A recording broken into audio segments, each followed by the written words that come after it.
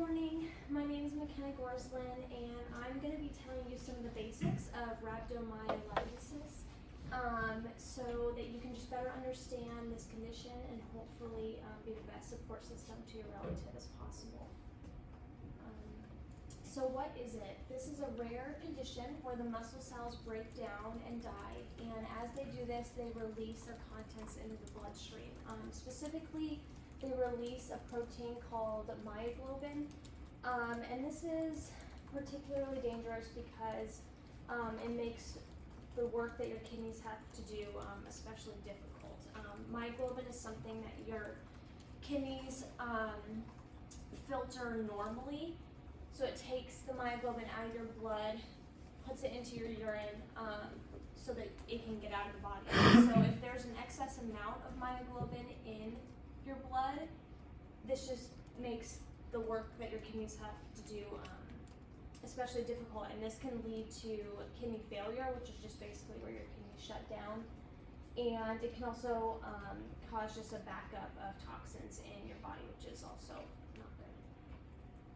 So what can cause this? Really anything that can cause muscle injury. So this can be high intensity exercise that you go into too quickly, and it just doesn't give your muscles time to recover. Dehydration and overheating can be a big one. Your muscles break down quicker when they are overheated, and dehydration is a risk factor for sure, because if you don't have enough fluid, your kidneys can't produce enough urine, and then those extra toxins can't get out. Any kind of trauma that could cause the muscle to break down, so this could be some kind of crushing injury or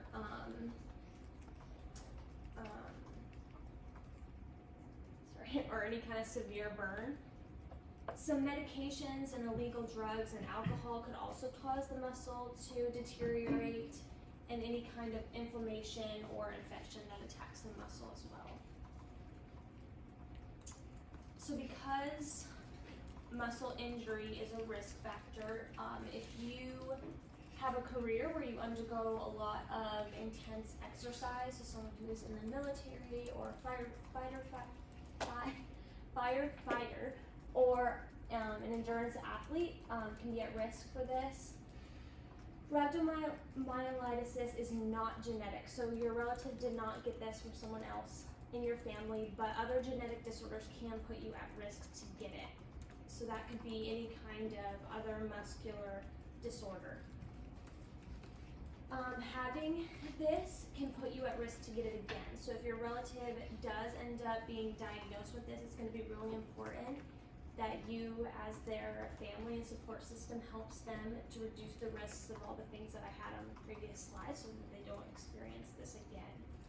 And then elderly people are also going to be at risk, because if they get some kind of trauma, and especially if they live alone, it can just increase the amount of muscle damage that can happen.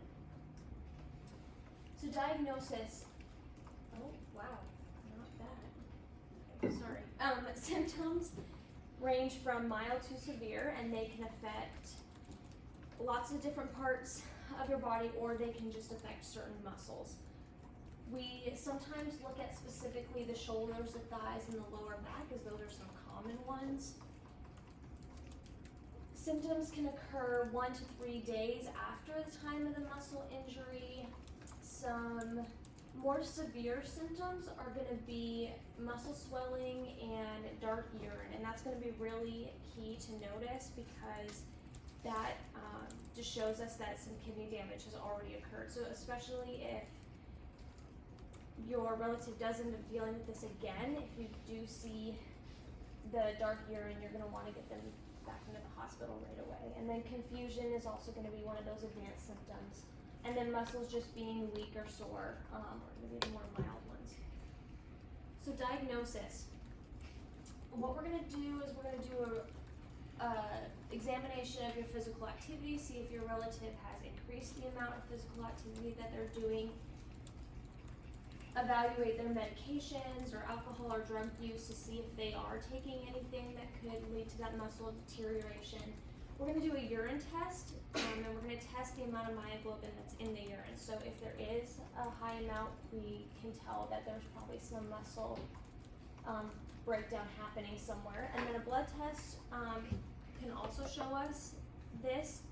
There's another protein that can be found in your blood called creatine kinase, and this is also released when your muscles break down. And then if the doctor does diagnose your relative with this condition, he might want to do a muscle biopsy so that we can maybe see why the muscle broke down in the first place. Treatment, a big thing for treatment is going to be giving your relative fluids. The more that we can increase urine production, the more that these toxins can be filtered out of the body, and just the less issues that your relative is going to have long term. Medications could be prescribed, so the doctor might prescribe diuretics, so that's also just going to increase that urine production. And dialysis could be used if your kidney damage is more severe. So that's basically where a machine is going to filter your blood for you. So it's going to just make the kidney's job easier. Prognosis is good if treatment is done quickly. Prognosis is really just going to depend on the amount of kidney damage that is present. Some lingering muscle weakness for a few weeks is definitely common for more mild cases, and then if the kidney damage is more advanced, dialysis may have to be used long term, and just other lifestyle changes to just make the work that your kidneys have to do easier. Here's where I got my information. If you want more information, you can go to these websites.